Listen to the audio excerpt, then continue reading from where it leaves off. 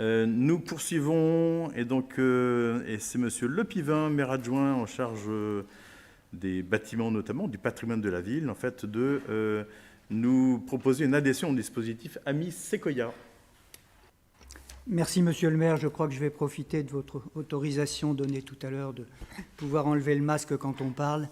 Ça me permettra de respirer un petit peu plus. Oh, non, mais certains en ont profité. Voilà. Bon, eh bien, je la prends. Comment ?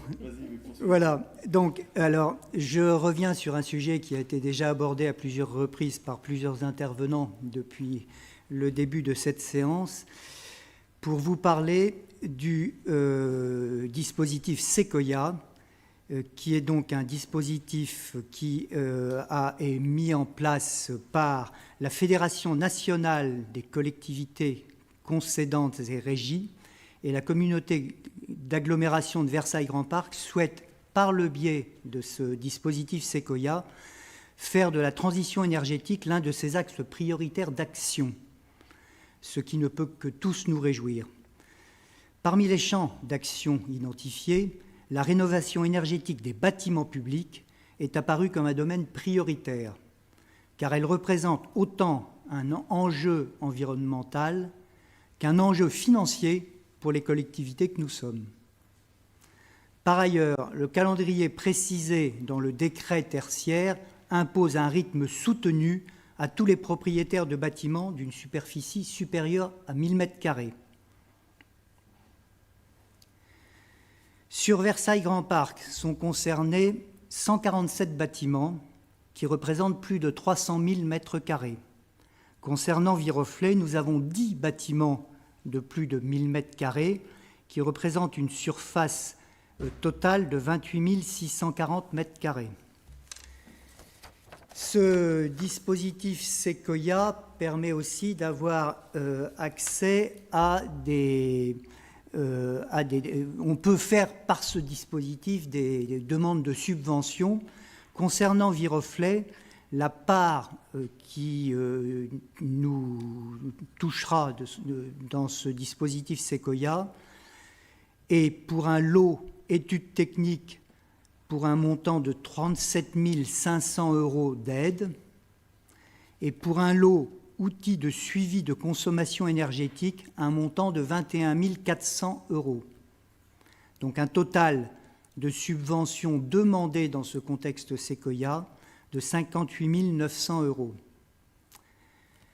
Je vais ensuite vous énumérer, parce que c'est pas évident que tout le monde ait en tête la taille des bâtiments, je vais vous énumérer les 10 bâtiments qui concernent ce dispositif Sequoia. Donc je vais commencer par le plus grand. Vous devinez tous lequel c'est la bibliothèque, 5609 m². Ensuite, vous avez le groupe scolaire Arcade-le-Colombier. Je précise au passage que c'est un ensemble constitué des deux groupes, école maternelle et école primaire. Donc pour 4394 m². Le groupe scolaire Aulnay-le-Coteau, de la même manière, c'est le regroupement des deux qui fait 3543 m². Le gymnase Gaillon, 2702. L'hôtel de ville, 2524. Le tennis de la Sablière, 2247. Depuis que les cours couverts que nous avons couverts il y a quelques années ont été constitués. L'Écu de France, 2145. Le gymnase des Prés-aux-Bois, 2135. L'école Lamartine, 1798.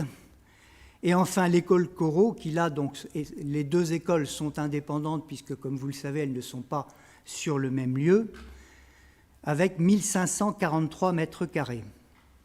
Donc, il vous est proposé, mes chers collègues, d'autoriser la ville de Viroflay à adhérer à ce dispositif AMI Sequoia, d'autoriser Monsieur le maire à solliciter les subventions précitées, et enfin de donner pouvoir à Monsieur le maire pour signer toutes les pièces nécessaires à la bonne exécution de la présente délibération. Merci. Monsieur le maire, je vous rends la parole. Merci, Monsieur Lepivin. Y a-t-il des demandes de parole sur ce sujet ? Madame Egal.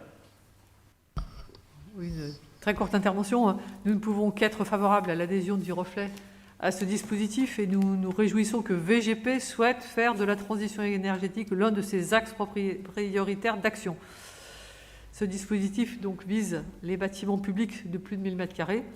Alors je vais revenir sur mon sujet favori.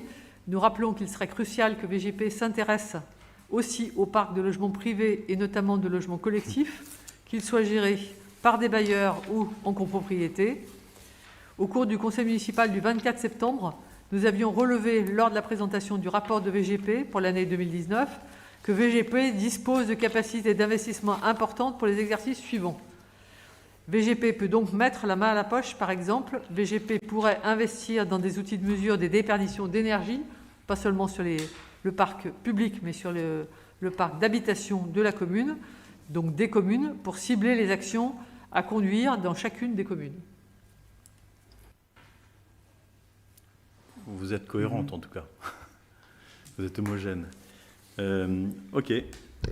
Nous prenons au vote de cette délibération. Donc j'imagine qu'il n'y a aucune opposition, aucune abstention. C'est l'unanimité. Je vous remercie.